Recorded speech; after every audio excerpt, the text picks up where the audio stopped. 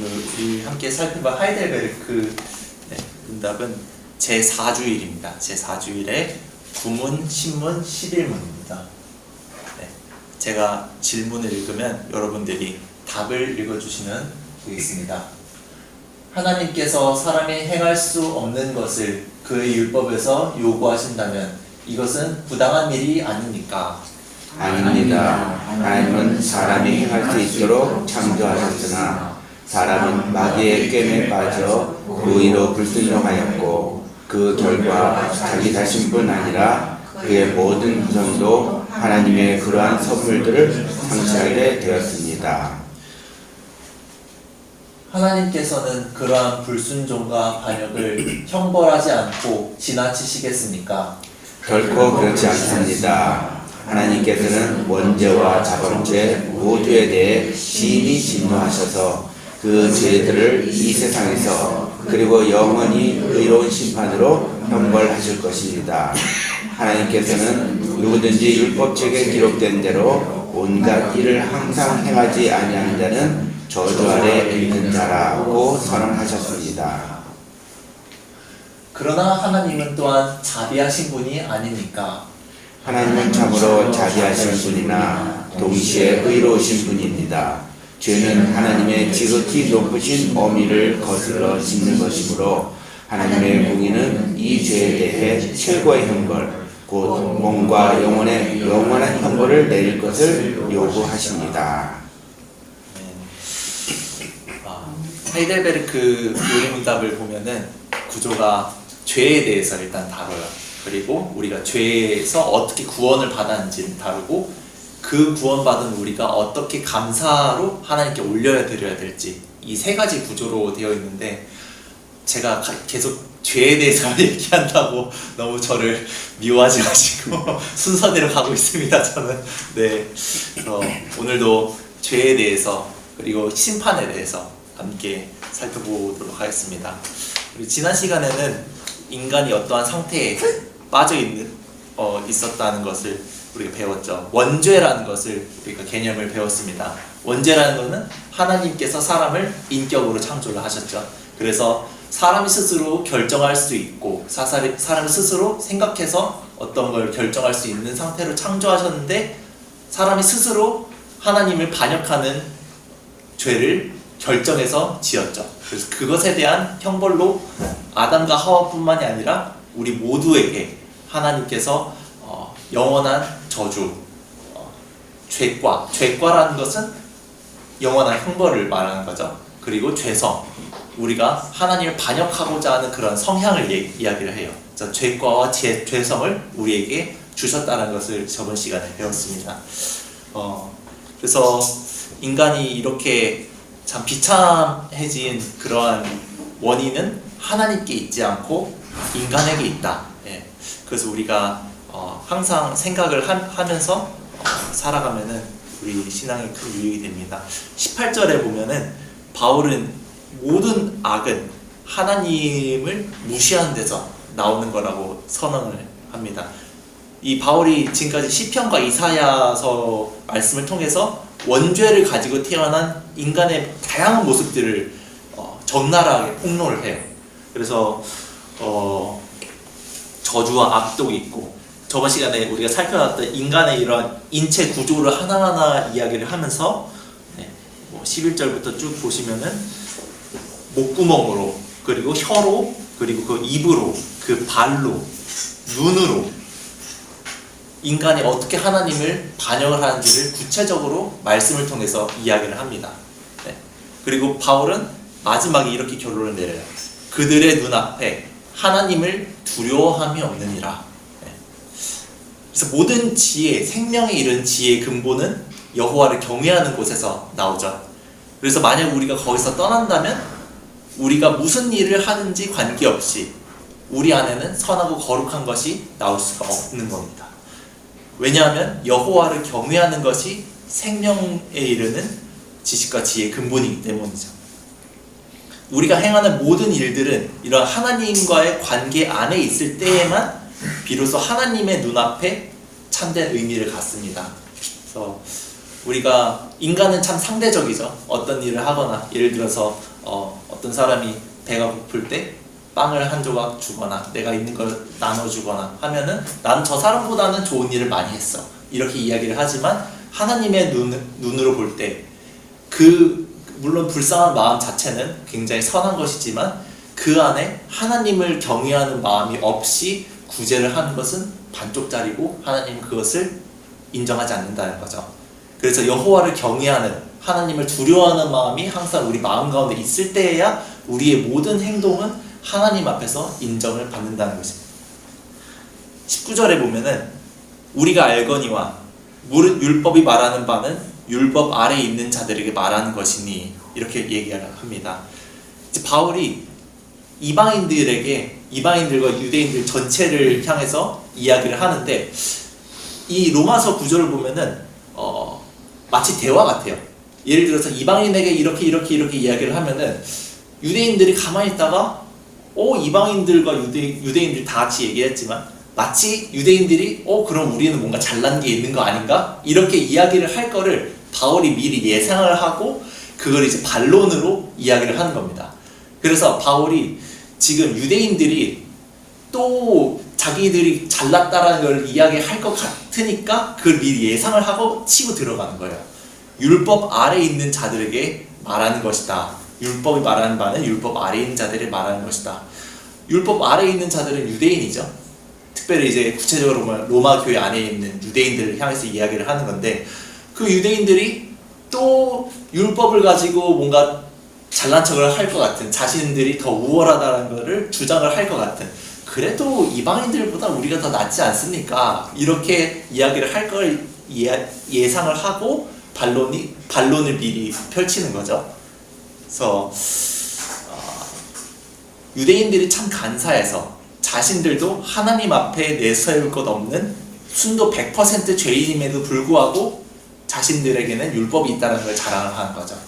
율법이란 거는 하나님의 말씀 전체를 일단 의미한다라고도 볼 수 있고 또 제가 또 조사를 해보니까 저희 교보 중에 크리소스톰이나 아니면은 그런 여러 교보들은 의식법만 이야기를 한다라고 하는 교보들도 있고 의견이 나뉩니다. 어쨌든 우리는 하나님의 말씀 전체로 보고 가는 게 이제 좋을 것 같아요.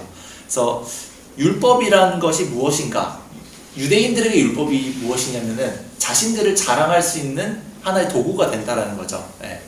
우리는 이만큼 하나님이 사랑하시는 민족이야 라는 걸 드러낼 수 있는 이 끊이지 않는 자기 자랑의 원천이에요. 이 율법이라는 것이. 여기 바울은 이 유대인들이 자랑하는 이 율법이 결국 유대인들을 지금 어떻게 평가를 하는지를 이 말씀을 통해서 이야기를 하고 있는 겁니다. 그래서 유대인들은 하나님의 언약, 하나님의 이 율법, 이러한 하나님의 택하심 이런 것을 가지고 우리는 선민, 택함 받았다 이렇게 이야기를 한다라는 거죠. 예. 저는 이 말씀을 보면서 유대인의 모습이 참 우리 기독교인과 많이 닮았다. 예. 특별히 이 로마서를 우리가 묵상을 할 때 유대인들을 기독교인으로 한번 말만 바꿔서 봐도 참 다르지가 않아요. 예. 너무 비슷합니다. 예. 우리가 살아가면서 그 불신자들을 바라볼 때 얼마나 많이 우리 마음 가운데 자랑이 있을까요? 우리는 예수님 믿는 자고 우리는 죄를 지어도 지옥에 안 가. 너는 지옥 가잖아. 이런 생각들. 우리는 하나님께 선택받았어요. 물론 선택받은 거 맞죠. 맞지만 우리 안에 이런 자랑거리가 나올 수 있는가? 한번 생각을 해보면 좋을 것 같아요. 물론 바울이 이 유대인들의 특권을 부인하는 건 아니에요. 유대인들에게는 특권이 있어요. 뭐냐? 3장 1절 우리 같이 한번 볼까요? 3장 1절에 보시면은 그런즉 유대인의 나음이 무엇이며 할례의 유익이 무엇이냐? 2절 보시면은 범사에 많다고요. 우선 그들이 하나님의 말씀을 맡았음이니라. 아멘. 유대인의 나음이 있어요. 분명히. 유대인의 나음은 일단 할례의 유익, 유대인의 나음, 이제 같은 말로도 사실 볼 수가 있죠. 이 유대인들만이 고유하게 가지고 있는 특징이거든요. 무엇이냐면은 할례의 유익, 이것을 이야기를 합니다. 할례는 하나님께서 너는 나의 백성이다. 나는 너의 하나님이다. 이것을 딱 인치시는 어떻게 보면 외적인 표징이에요. 이것이. 그렇기 때문에 유대인과 그 나머지 인류를 구분하는 표지입니다. 네. 그래서 하나님께서 그들의 하나님이 되고 그들은 하나님 백성이 된다라는 언약의 표지가 할례죠. 유대인이 자랑하는 가장 근본적인 것. 범사에 많은 유익이 있는데 그것의 출발점을 할례라고 하는 거죠. 우리로 말하면 세례예요. 세례. 예. 바울이 이러한 유익이 하나 두 개가 아니라 범사에 굉장히 많다라고 해요. 예. 우리도 교회 다니면서 얻는 유익이 범사에 많죠. 예. 범사에 많죠. 비록 인간으로서 유대인들을 볼 때 그들은 이방인들과 다름없는 죄인들이에요. 우리도 죄인 맞죠? 그렇지만 하나님께서 유대인들에게 부여하신 은혜의 양을 고려한다면은 이방인들과는 사실 비교조차 할 수가 없죠. 예. 유대인들이 가지고 있는 게 굉장히 많아요. 예. 홍해를 가르신 역사를 가지고 있습니다. 유대인들은 하나님께서 바다를 친히 가르셔서 이 이스라엘 민족을 구원하신 역사를 가지고 있는 민족이에요. 그리고 구름기둥과 불기둥으로 아무것도 없는 광야에서 40년간 인도를 하신 역사를 가지고 있는 그런 엄청난 민족입니다. 자랑할 만하죠. 사실 자랑할 만해요. 약속의 땅으로 인도하셨고 사사들을 보내셔서 이스라엘 백성을 계속 구원하시고, 예. 그래서 하나님께서 친히 그들의 사사가 되신다. 사사라는 거는 히브리어로 쇼페트라는 단어인데 샤파트, 즉 다스리다, 재판하다, 그런 이제 동사에서 파생된 말이거든요. 그래서 하나님이 그들의 왕이시자 재판관으로서 다스리신다라는 것을 사사를 통해서 계속 보여주세요. 계속 알려주세요. 그리고 왕을 세우고 그렇게 이스라엘 역사 가운데 하나님께서 임재하신 역사를 가지고 있는 민족은 이스라엘 민족, 특히 지금 로마 교회에 있는 유대인들, 조상들이죠. 이 민족들 외에는 없어요. 그 어떤 민족을 하나님께서 이렇게 선택하신 적이 없거든요. 자랑할 만하죠. 이 정도면은. 예. 이 외에도 이스라엘은 하나님께서 역사 가운데 인도하시는 큰 역사와 은혜를 경험하고 있어요. 그런데 무엇보다도 하나님께서 그들에게 주신 가장 고귀한 것은 하나님의 말씀을 맡기셨다는 거죠. 3장 2절에 보시면은 범사에 많으니 우선은 그들이 하나님의 말씀을 맡았음이니라. 예. 여기서 이제 우선은이란 단어가 헬라어로 프로톤이란 단어인데 이건 이제 첫째, 둘째 이런 걸 얘기할 때도 있지만 가장 중요한, 가장 우선되는 이런 의미도 가지고 있어요. 그리고 뒤에 이제 맴이란 단어와 뭐 가르란 단어 있는데 이제 제가 조금 더 쉽게 좀 더 원어에 가깝게 해석을 해보면 이렇게 됩니다. 범사에 많습니다. 굉장히 많아요. 그런데 이는 가장 우선적으로 하나님의 말씀이 그들에게 맡겨졌기 때문입니다. 수동태이거든요. 졌다. 네. 그래서 이스라엘이 이방인들보다 많은 게 굉장히 많은데 그 근원적인 게 뭐냐? 하나님의 말씀이 그들에게 맡겨졌기 때문에 그들이 다른 이방인들에게 자랑할 수 있는 거리가 있다는 거죠. 네. 이거를 인정을 해야 바울이. 자, 그래서 이 하나님께서 이미 말씀을 이렇게 주셨고, 그래서 하나님께서 말씀을 맡겨주셔서 할례라는 이러한 이제 상징되는 언약도 그들이 가지고 있고, 그리고 선택받은 민족이라는 자부심도 가지고 있습니다. 네. 그리고 이 약속 가운데 메시아를 보내신다라는 이런 약속도 있죠. 네. 그리고 역사 가운데 하나님께서 그들을 친히 인도하신 손길, 이 많은 것들이 사실 유대인들이 이방인과 차별되게 만드는 그런 요소들이에요. 네. 우리 교회에 적용을 해보면은 우리는 하나님의 말씀을 맡았죠. 그리고 우리 교회 안에는 하나님이 우리 주아람 교회를 인도하신 그런 발자취들이 있습니다. 다른 사람들에 비해서 얼마나 영광스러운 이런 일들이에요. 천지를 만드신 하나님께서 친히 우리 교회를 사랑하시고 지금까지 인도해 오셨다라는 것. 다른 사람들에게 뭐 얘기할 만하죠. 네. 뭐 교회마다 다르겠지만 교회마다 이제 쌓은 업적도 다 다르고. 네. 그렇지만 우리가 과연 자랑할 수 있을까? 이런 것들을 다시 한번 생각을 해봐야 된다는 겁니다. 그렇다면 이 유대인들에게 맡겨진 하나님의 말씀을 온전히 순종했을까? 믿고 순종했을까? 이스라엘에게 주신 언약에 이스라엘은 신실을 했나요? 아니죠. 유대인들은 그들에게 주어진 율법을 1.1획도 빠짐없이 다 순종했을까요? 아니에요. 이스라엘을 믿지 않았고 신실하지 못했어요. 로마교의 유대인들이 자랑하는 자신들의 조상들, 이스라엘 백성은 언약의 파기자입니다. 그리고 율법을 불순종한 저주를 온전히 받아야 마땅한 죄인들이에요.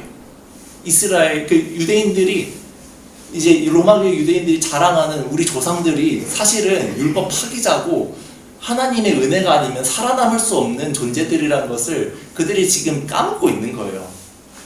그리고 그 자신들도 마찬가지라는 것을 생각을 못하고 있는 거죠. 그렇지만 하나님께서는 지금 로마교회 유대인들의 조상들, 이스라엘 백성을 버리지 않으셨어요. 예수님이 오시기까지 그들을 유지를 하셔야 돼요. 그래서 언약에 신실하고자 그들을 유지하셨던 거죠.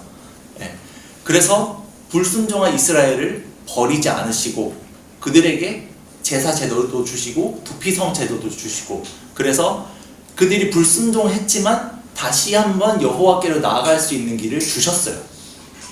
그래서 하나님께서 이스라엘 백성을 만난 것은 결국 율법의 의가 아니라, 율법을 잘 지켜서 그들이 하나님께 나아간 것이 아니라 대속의 공로, 대신 죽음의 공로로서 여호와께 나아가는 길을 여셨을 뿐이에요. 이것이 굉장히 중요하고, 요즘에 이제 유튜브에 보면은 뭐 능동적 순종이다 뭐 이런 이야기가 또 많을 겁니다. 그래서 율법을 굉장히 찬양하는 그러한 분들이 많고, 저희 이제 학교에서도, 이건 뭐 녹화는 되지만 진리니까 이야기를 하겠습니다. 저희 학교에서는 예수님께서 십자가를, 우리를 대신해서 십자가를 죽으시고 그거 플러스 율법을 지키셔서 우리를 구원하셨다고 이렇게 가르치는데, 저는 그렇게 믿지 않습니다. 율법으로는 구원을 받을 수 있는 사람이 한 명도 없어요. 한 명도 없어요. 십자가의 대속의 은혜만이 우리를 구원해 주신 유일한 길입니다. 그래서 이러한 구약 백성들의 어떻게 하나님께 나아갔는가, 이런 거를 보면은 사실 말도 안 되는 주장이에요. 그런 것들은 토피성 제도를 주시고 대신 누군가가 죽음으로써 하나님께 나아가는 다른 길을 주셨거든요. 하나님께서 이 율법은 뭐냐면은 너희의 비참함을 깨달으라고 하나님께서 주신 거죠. 범법함으로 더하여 준 것이 율법인 거예요. 그래서 율법의 의가 아닌 대속의 죽음의 공로로 여호와께 나아간 길을 구약 때부터 열어주신 것이 하나님입니다. 그 외에도 이스라엘이 메시아를 바라볼 수 있도록 사사, 즉 구원자를 또 보내주시고, 왕들을 보내주시고, 선지자를 통해서 여호와께서 너희를 결국 구원하신다, 한 아들을 주신다, 이것을 계속 말씀하심으로써 하나님께서 보내주실 구원자를 바라보게 하셨죠. 이것이 이스라엘에게 주신 약속이고 하나님께 나아가는 길이지, 율법을 잘 지켜서 그들의 공로로 하나님께 나아갈 수 있도록 제정하신 것이 율법이 아니라는 거예요. 이스라엘의 역사가 증명하듯이 지금 유대인들이 자랑하는 모든 것들은 사실 유대인들의 공로가 아니에요. 100% 다 하나님의 순전한 선물입니다. 유대인들이 자신들의 노력으로 이런 것들, 자신들이 선택받았고 자신들에게 율법이 주어졌고 약속이 있고 이런 것들을 자랑할 수 있으면은 자신들의 공로라면 자랑할 수가 있죠. 그렇지만 자신들의 공로가 하나도 없기 때문에 오히려 겸손해야 되고, 이스라엘의 역사를, 자신들의 조상의 역사를 잘 아는 진정으로 그것을 믿는 유대인들은 자랑하지 않고 겸손하죠. 그래서 오직 하나님의 은혜고 이 여호와의 의를 믿는 과거 이스라엘 백성들, 그리고 지금 로마교회 유대인들, 이 여호와의 은혜를 믿는 로마교회 유대인들은 이 유대인들이 지금 자만해서 자랑하는 유대인들이 자랑하는 언약과 율법과 역사와 선민들의 모든 자랑이 사실은 겸손한 이스라엘 백성들의 것인 거죠. 그런데 아이러니하게도 이러한 이스라엘 백성들, 유대인들의 입에는 자랑이 나올 수가 없어요. 왜냐? 그들의 조상들도 그렇고 자신들도 그렇고 자신들의 힘으로 하나님께 나아간 게 하나도 없거든요. 자신들의 비참함을 알고 구약의 시편에서도 많이 나오듯이 어머니의 태중에서 죄인으로 태어났다라는 사실을 계속 듣고 그것을 믿은 이스라엘 백성들은, 그리고 유대인들은 절대 그런 자랑이 나올 수가 없는 거죠. 오늘 말씀 19절에 보면은 이는 모든 입을 막고 온 세상으로 하나님의 심판 아래 있게 하려 함이라 라고 말합니다. 바울은 지금 특별히 율법 아래에 있는 자들에게 말하고 있어요. 유대인들이죠. 율법의 인간이 하나님 앞에 내세울 수 있는 모든 공로를 없애버립니다. 이것이 율법의 주요한 목적이에요.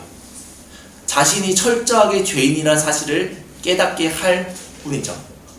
이것이 율법의 가장 중요하고 첫째되고 우선되는 역할입니다. 여기서 모든 입을 막는다라는 이 표현을 좀 잘 보시면 좋은데요. 이 표현은 법정, 그러니까 판사가 있고 피고인이 있고 이런 법정에서 사용하는 용어고 거기서 가져온 용어입니다. 유대인들이 지금 자신들이 이방인과는 차원이 다른 존재라는 사실 은근히 지금 과시를 하고 있어요.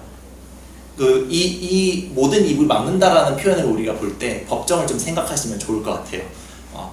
바울은 이렇게 교만한 유대인들을 지금 어디에 세우냐면은 하나님의 법정 앞에 유대인들을 다 세우고 있어요. 하나님의 법정. 판사는 하나님이시겠죠. 네. 법정에서 지금 피고 유대인들은 내가 지금 공로가 있다, 자랑할 것이 있다라고 하나님 앞에서 주장을 하는 거예요. 내가 왜 이방인들과 같습니까? 나는 율법도 있고 하나님 우리 선택하지 않으셨습니까? 이렇게 계속 변호를 하고 있는 거죠.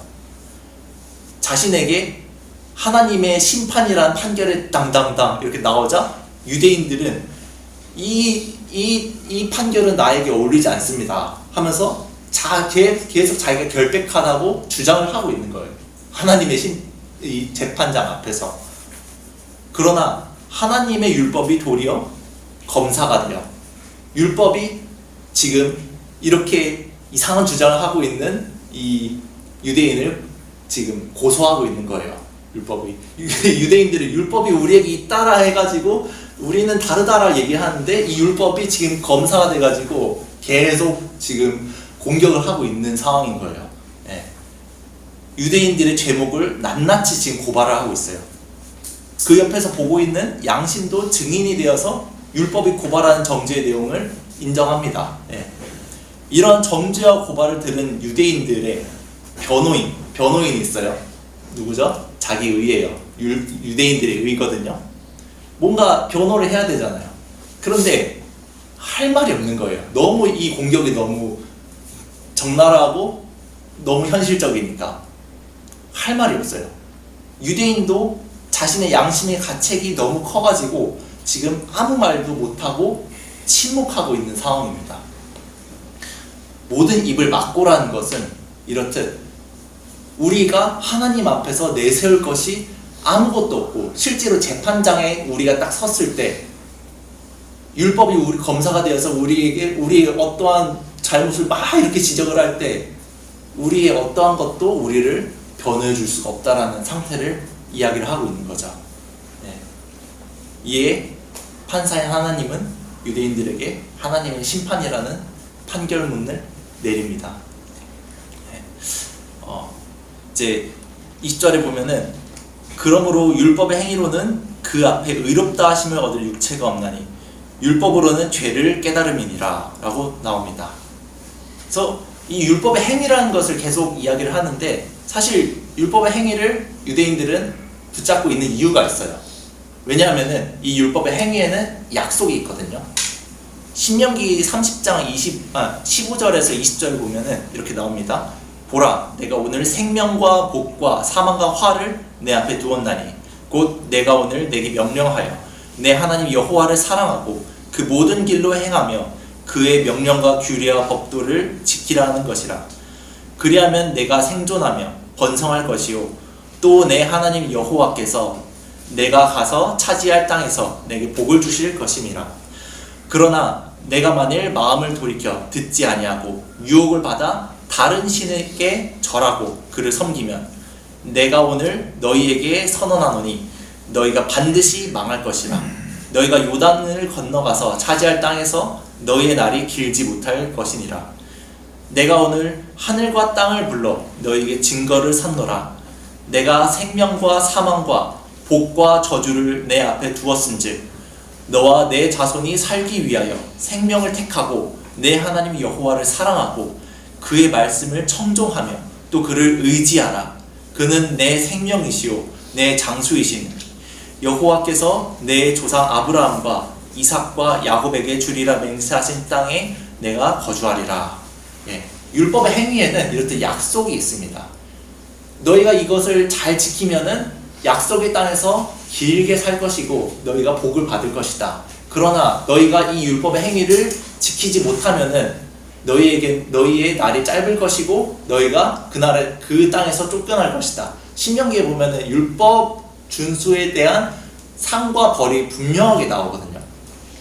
이러한 약속이 있으니까 유대인들은 상을 받으려고 열심히 하는 거죠. 열심히 합니다. 그 열심히 한 사람이 바리새인들이에요.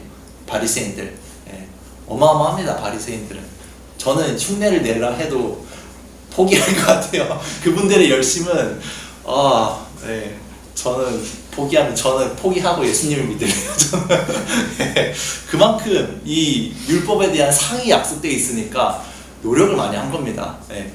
그럴 법해요. 그러나 이 율법의 행위에 대한 결과가 있거든요. 그 결과표가 어디냐면은 신명기의 결과표는 그 역사서 12권이에요. 사사기부터 에스더까지 12권을 합쳐서 보면은 이스라엘은 이 율법의 행위를 못 지켰다라는 게 증명이 됩니다. 나라가 반으로 쪼개지.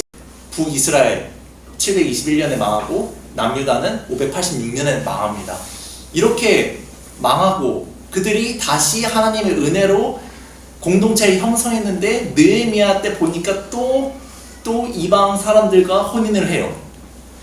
끝도 없이 반역의 역사가 계속 점철됩니다. 이스라엘 역사를 보면은 율법의 행위로는 의롭다함을 받을 사람이 아무도 없다라는 게 구약 역사서의 증언이에요. 이제 바울은 이러한 역사적 사실과 선지자들의 증언을 토대로 율법의 행위로는 의롭다 하심을 얻을 자가 하나도 없다라고 증거가 있어요. 구약 성경을 증거로 제시를 하는 거예요. 이 신약 성경도 진공 상태에서 나온 책이 아니라 구약을 배경으로 볼 때 정확하게 이해가 됩니다. 유대인들은 자신들의 행위가 항상 악으로 뒤덮여 있어서 하나님의 기준에 합당한 행위를 단 하나도 할 수 없다라는 사실을 깨닫게 하는 것이 유대인들이 자랑하는 율법과 선지서예요. 그 율법과 선지서가 지금 자랑하고 있는 유대인들을 고소하는 겁니다. 이거를 지금 바울이 이야기를 하고 있는 거예요. 그러면서 바울은 율법의 주요한 용도를 명확하게 제시를 합니다. 율법의 주요한 용도는 죄를 깨달음이에요. 죄를 깨달음. 인간에게는 하나님께 의롭다고 인정을 받을 만한 어떠한 행위도 나올 수 없다라는 것이 율법이 우리에게 제시하는 결론입니다. 그래서 오늘 우리가 함께 읽은 하이델베르크 요리문답 9문에서 11문을 보면은 율법의 용도를 아주 잘 설명해주고 있습니다. 제가 다시 한번 읽어드릴게요. 하나님께서 사람이 행할 수 없는 것을 그의 율법에서 요구하신다면 이것은 부당한 일이 아닙니까? 아닙니다. 하나님은 사람이 행할 수 있도록 창조하셨으나 사람은 마귀의 꿰매 빠져 고의로 불순종하였고 그 결과 자기 자신뿐 아니라 그의 모든 후손도 하나님의 그러한 선물들을 상실하게 되었습니다. 신문, 하나님께서는 그러한 불순종과 반역을 형벌하지 않고 지나치시겠습니까? 결코 그렇지 않습니다. 오늘 말씀의 증거과 같죠? 결코 그렇지 않습니다. 하나님께서는 원죄 우리가 배운 거죠. 원죄와 자범죄란 내가 스스로 원해서 태어나서부터 지은 죄를 자범죄를 합니다. 모두에 대해 심히 진노하셔서 그 죄들을 이 세상에서 그리고 영원히 의로운 심판으로 형벌하실 것입니다. 하나님께서는 누구든지 율법책에 기록된 대로 온갖 일을 항상 행하지 아니하는 자는 저주 아래 있는 자라고 선언하셨습니다. 오늘 우리가 본 신명기 말씀과 일맥상통하는 말씀이에요. 11문 그러나 하나님은 또한 자비하신 분이 아닙니까? 우리는 하나님, 사랑의 하나님만 찾죠. 그렇지만 하나님은 참으로 자비하신 분이나 동시에 의로우신 분입니다. 죄는 하나님의 지극히 높으신 어미를 거슬러 짓는 것이므로 하나님의 공의는 이 죄에 대해 최고의 형벌, 곧 몸과 영혼의 영원한 형벌을 내릴 것을 요구합니다. 그래서 유대인들에게 율법의 행위는 자기 의를 드러내는 수단이었어요. 물론 신명기에 나왔듯이 완전한 순종에는 복이 약속되어 있었지만 이 완전한 순종을 할 수 없다라는 것이 구약 역사서와 시편과 선지자들의 증언이고 신약의 사도들의 증언이에요. 이에 대한 바울의 대답. 물론 순종에는 복이 약속되어 있지만 지킬 수 있느냐?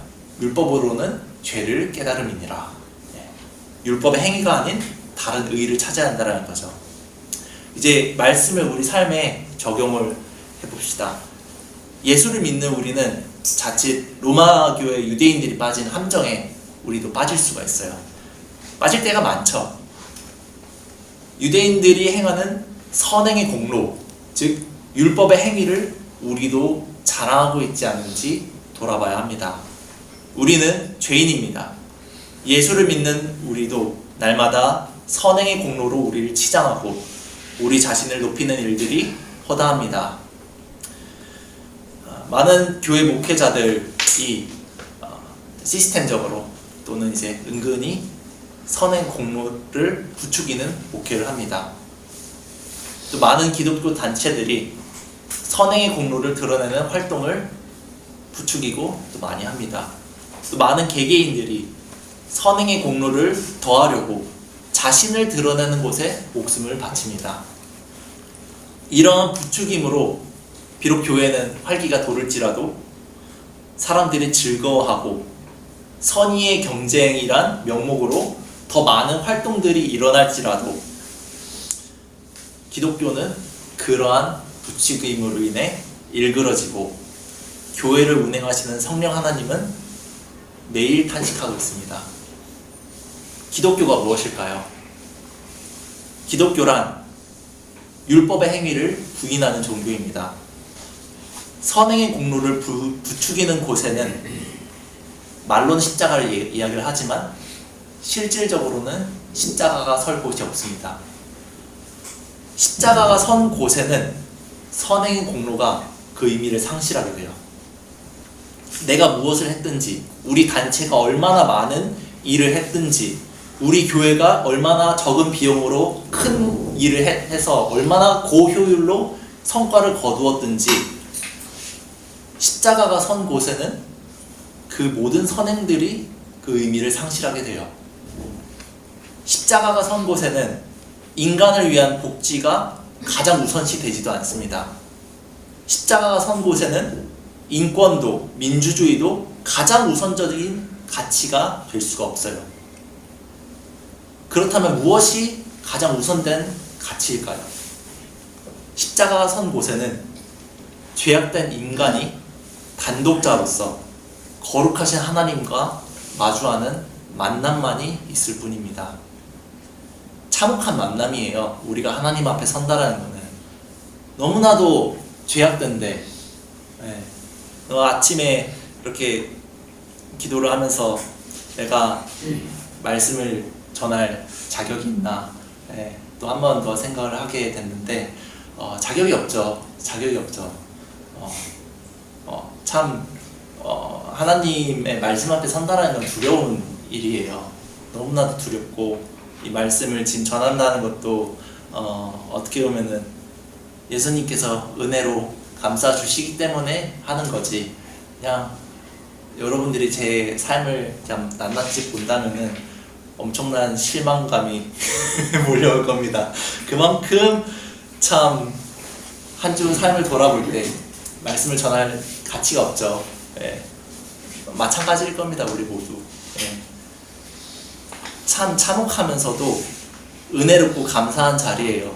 예. 두 가지가 공존하거든요. 하나님 말씀 앞에 선다라는 것은 인간으로서 자신의 비참함과 무력함을 깨닫는 동시에 십자가의 놀라운 의미를 깨닫게 되는 것이, 십자가 앞에 선다라는 것은 이러한 내 자신의 비참함과 무력함, 자격 없음이 내 심령을 깊이 파고들 때 우리에게는 욥의 고백처럼 내가 주께 대하여 귀로 듣기만 하였사오나 이제는 눈으로 주를 배움나이다 하는 고백이 우리 신자들의 입에 나오게 됩니다.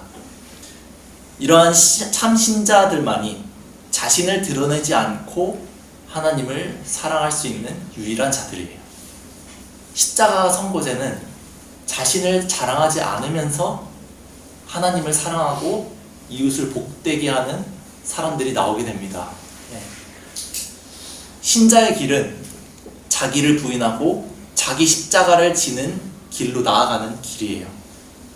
그리스도 안에서 가능한 길이고 그것이 그리스도의 길을 걷는 그리스도의 제자입니다. 이렇게 그리스도 안에 있을 때야 신자가 행하는, 교회에서 행하는 선행들, 그리고 우리가 사회에서 행하는 복지들, 우리 직장에서 이웃을 복되게 하는 여러 가지 활동들, 이러한 것들이 그리스도 안에 있을 때 바른 의미를 갖게 돼요. 네. 교회 생활 따로 밖의 생활 따로가 아니거든요. 우리는 그리스도 안에 있을 때 교회로부터 시작해서 우리의 삶의 모든 영역이 하나님의 나라로 가꾸어지게 됩니다. 하나님이 함께하는 그곳이 곧 하나님 나라예요. 네. 이러한 신자만이 참으로 겸손히 그리스도의 은혜를 증거하며 하나님의 살아계심을 삶으로 전파할 수 있게 됩니다. 네. 말씀을 맺겠습니다. 우린 날마다 우리 자신을 하나님의 법정 앞에 세워야 합니다. 율법과 양심이 우리를 고소할 때 우리는 이러한 고소와 공격 앞에 겸손히 침묵해야 돼요.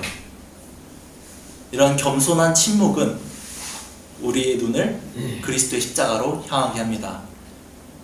우리를 대신해서 죽으신 예수 그리스도, 율법의 정죄로 인해 받을 심판을 우리를 대신해서 잠잠히 받으시고 겸손히 하나님의 뜻에 순종하여 죽으신 이 죽음을 바라볼 때 우리 모든 자랑과 교만은 사라지고 은혜의 나라가 우리 심령 가운데 임할 것입니다. 날마다 하나님의 법정 앞에 나아가길 소망합니다. 그곳에서 매 순간 정죄와 심판을 하나님 앞에서 받고 그곳에서 십자가를 바라보고 주 예수님, 내가 주님을 믿습니다 라는 믿음 고백을 날마다 함으로 하나님을 영화롭게 하는 우리 모두가 되길 주님의 이름으로 소망합니다. 기도하겠습니다. 거룩하신 아버지 하나님, 죄악된 우리를 창세 전부터 불쌍히 여기시고 우리의 자격을 논하지 않고 우리를 선택하여 주신 것에 감사드립니다. 주님, 우리의 입이 1000개가 있다 한들 주님 앞에서 할 말이 무엇이겠습니까?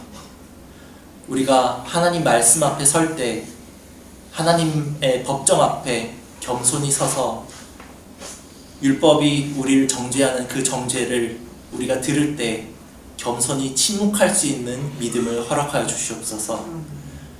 주님, 그 침묵 가운데 예수님이 우리 옆에서 우리를 변호해 주시고 예수님의 그 보혈이 이 모든 죄를 씻었다고 주님께서 우리를 변호해 주시는 그 변호를 우리가 바라보길 원합니다. 우리의 침묵과 그리스도의 십자가의 은혜로 날마다 하나님께 나아가는 신앙생활이 되길 원합니다. 우리의 삶이 날마다 우리 자신을 부인하고 우리 자신의 십자가를 지고 그리스도의 길을 따르는 그러한 신자의 길로 우리를 인도하여 주시옵소서. 감사드리며 예수님의 이름으로 기도합니다.